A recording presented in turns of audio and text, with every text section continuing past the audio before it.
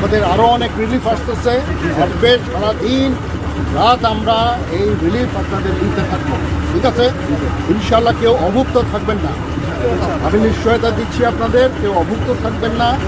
আমাদের medical team কাজ করছে, আমাদের যদি কোনো অসুখ বিসুখ হয় সেটাও আমরা ইনশাল্লাহ দেখব। আমাদের যথেষ্ট পরিমাণ আমাদের মেডিসিন আসছে এবং আমরা আমাদের ডাক্তার আছে, আপনাদের সবাইকে দেখবে। বাচ্চাদের খাবারও আমরা নিয়ে আসতেছি, বেবি ফুড সেগুলি আমরা দিব। আপনারা একটু ধৈর্য ধরেন, ইনশাআল্লাহ আমরা এই সমস্যা মোকাবেলা করব।